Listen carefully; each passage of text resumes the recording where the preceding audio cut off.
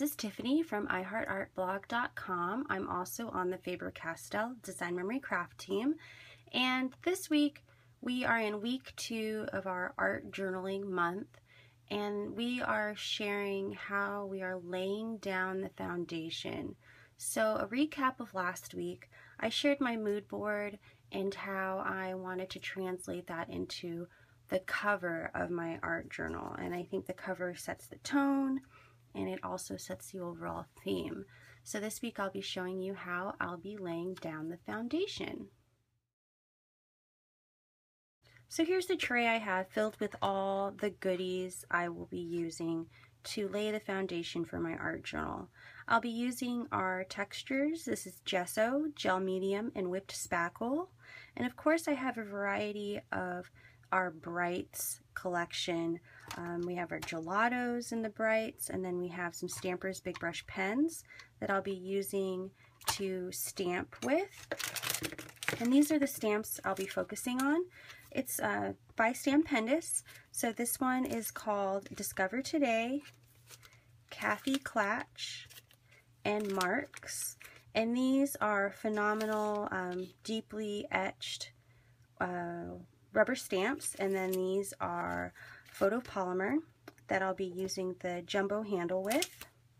And I also have some fun things like the texture cards, some mixed media stencils, washi tapes that I might use, and various foam brushes, palette knife, and scissors, just the essentials. Putting them in this tray just helps me focus on what I'm going to use. So let's begin.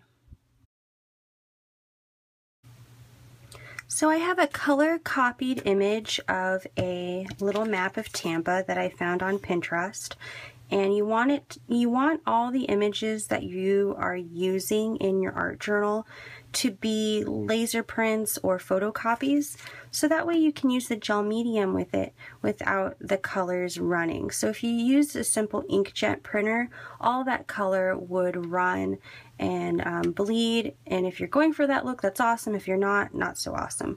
So I'm using gel medium 2 different ways. This first way I'm using it as an adhesive, and I love it because it is slow drying and it's acid free and archival, and I rarely ever have issues with bubbles, air bubbles. So I'm just using a simple foam brush, and you can see that I cut this journal board with this Sizzix chevron die. I wanted to give it a cool edged effect.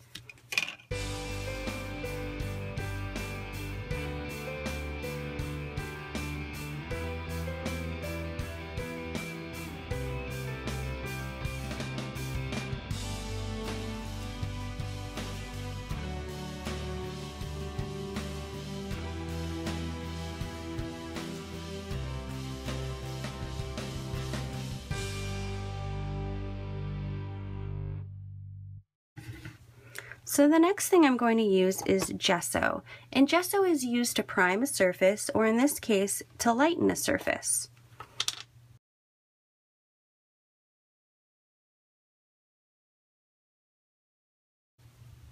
Now we're going to prepare this journal board for a transfer, a gel medium transfer.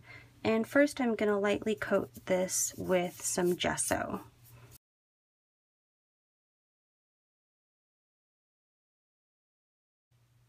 Once your gessoed board is dry, you're going to take your photocopy or laser print, and you're going to add a coat of gel medium to the picture side.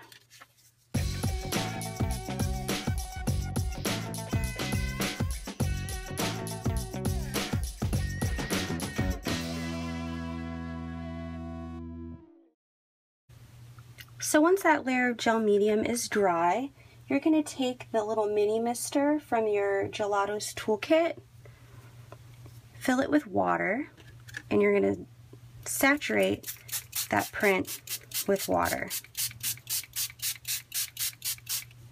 And now you're going to take your finger and rub off that excess.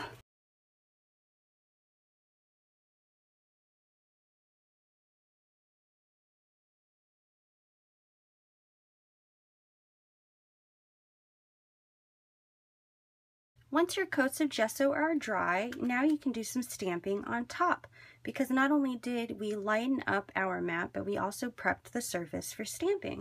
And I'm going to be using this marks, from Stampendous, as well as the Discover Today. I have my Stampers Big Brush pens, and I'm going to ink up this.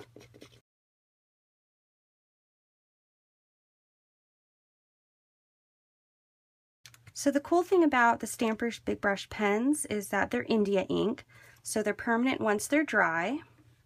They're also acid-free and archival, and you can do some generational stamping. So like there, I did 3 different generations of this single stamp.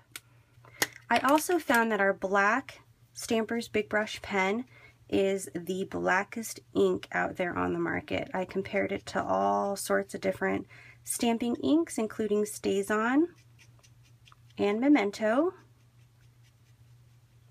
and found that this one is pretty darn good.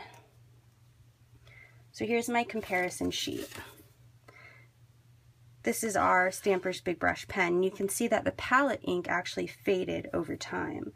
So I love to use this ink for art journaling.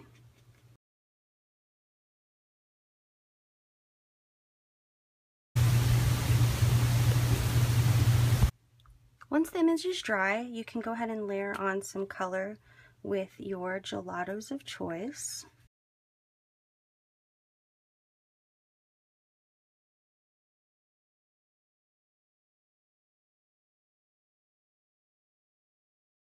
And now I'm going to add some texture and dimension with my Whipped Spackle and this mixed media stencil full of arrows.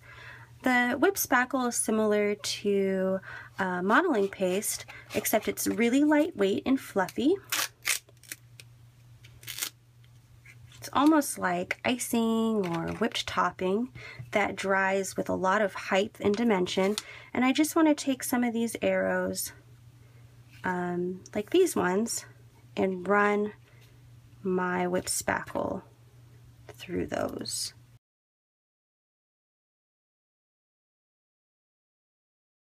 What's cool about our mixed media stencils is that if you coat them with the gel medium, which is that medium I used for the image transfer and to adhere the map, you can get more than a few times or a few uses out of this, because now I can just wipe it with a towel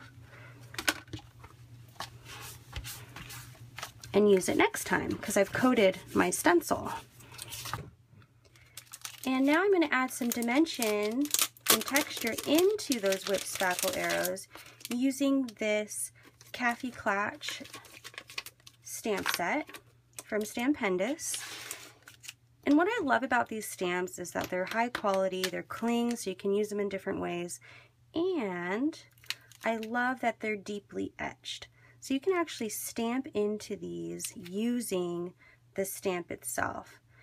You just have to make sure that you clean off your stamps really well. So I'm going to go into that, just press lightly.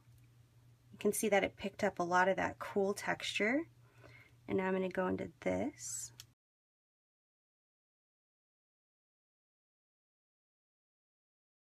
Just some more awesome texture with those stamps.